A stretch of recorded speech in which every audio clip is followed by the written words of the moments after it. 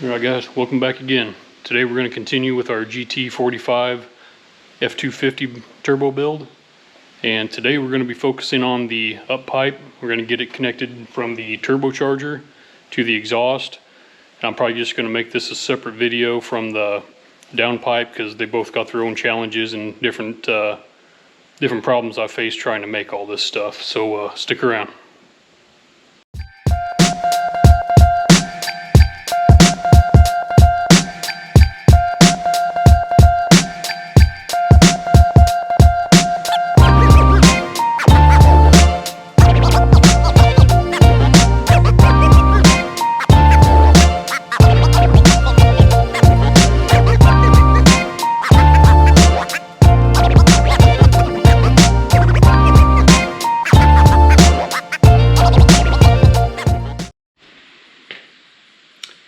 Alright, so I should probably first start out explaining why I'm doing what I'm doing here.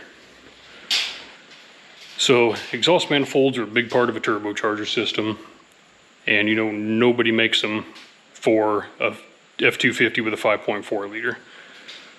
There's some out there for the 4.6 liter F150s. They all seem to go on the passenger side though, and if you look at your truck, if you're working on this truck, you can see how little space there is to flip that up and make it come through the top side. I can't imagine fighting all that when you have this kind of real estate on the driver's side.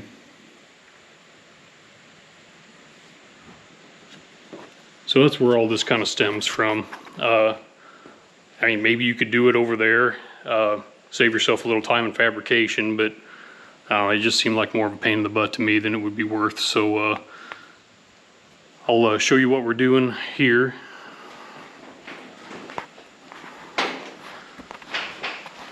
And I'm going to warn you, these welds aren't pretty. So what I did, and I'll show you later underneath the truck, but I took a Sawzall and I cut off the factory exhaust right behind the Y pipe. I'm just going to slip this over, just clamp it on with a regular exhaust clamp. Then I had to make a turn in it, and I made the intersection just one piece, and I connected it with a V-band here, just so if I ever have to take it off in the future, I can do that. It's just one nut, yeah, 3 nuts I guess, and this will separate, so if I ever have to take a transmission out or anything like that, it'll be easy to do. So from there, went from the V-band clamp up to here, and this is what's going to attach to the back of the turbocharger. It's got a V-band flange, 3-inch V-band clamp. Then I put this on here. That's going to go to our wastegate, and it's also a V-band. Now this is actually the first time I've done anything like this. They say you should have your wastegate in the flow of your exhaust. You don't want to just bolt it to the side like that. They say it'll work, but it's not very effective. So that's why I did it like this, so it kind of flows directly into the wastegate. So I'm not really sure how to tell you to replicate this thing, but I can show you some of the things I used to get it done.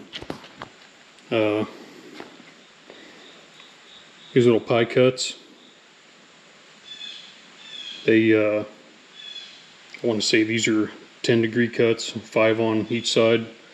You just make a bunch of them. Just make an evening of it. Make like a couple dozen of them. If you don't use them now, you'll probably use them on something else. This is kind of what started my down pipe. You can see that's what all these bends are made out of, is these pie cuts. Another thing I did was got some of this flex tube. So you can manipulate this however you want, and that will help you kind of mock up the bends that you want. It came in pretty handy on a couple occasions. So there's just a couple tips I can give you there. So the first part I'm going to install here is this 3-inch flange, and it's going to mate to that 3-inch flange. I'll show you that when I get it hooked up. So this is what we look like from the top side.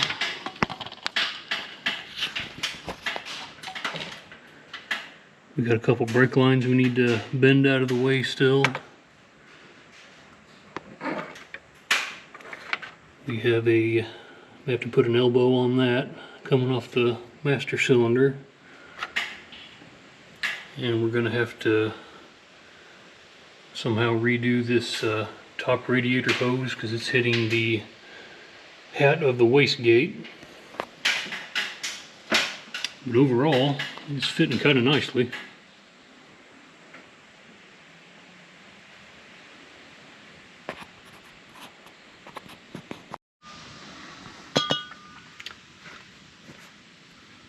So here's another view from the bottom side there.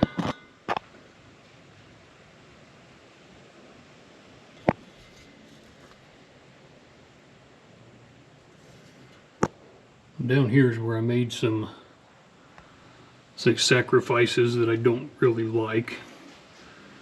If you have the 2-wheel drive truck, you won't need to worry about this drive shaft, obviously. That'll make life a whole lot easier for you. If you do have 4-wheel drive and you got the extra money, your oil filter there, if you wanted to buy a relocation kit for that, I really think that you could turn this here and just come straight past where your oil filter is now, because I didn't want to spend the extra money. So right now I'm just dropping mine below the drive shaft, which I don't really care for. And another thing I had to do was take off this sway bar end link. Now you can look into your pros and cons there and make sure you can see if that's the right decision for you, but I'm just going to go ahead and do it. I'm not too concerned about it.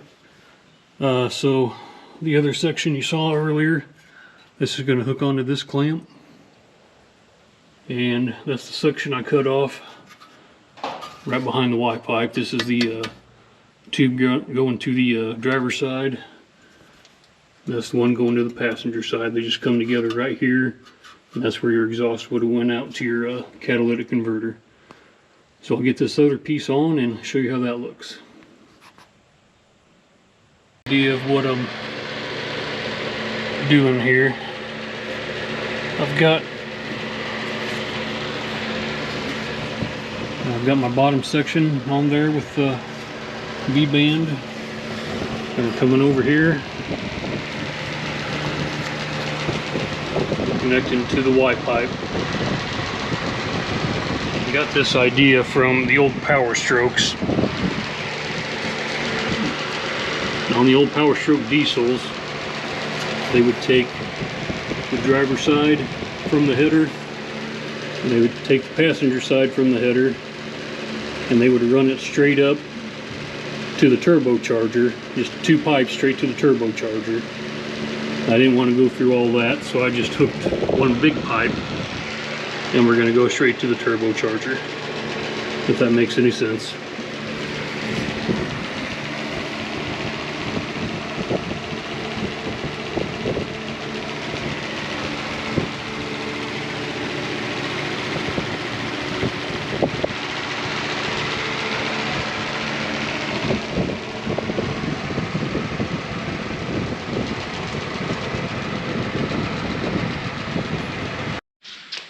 Alright, so we got both ends of the turbocharger hooked up for the exhaust. So I'm gonna go ahead and fire it up. We'll see how this thing sounds straight out of the turbo, because that'll be fun, right?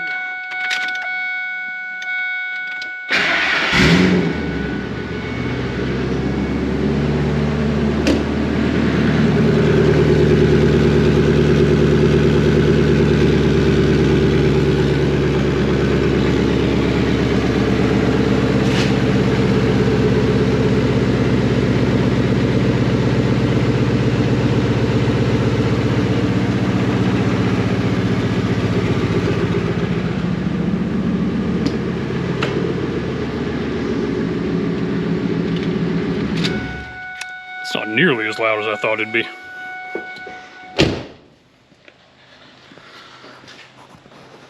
Alright, well, next time we'll do the down pipe. Catch you later.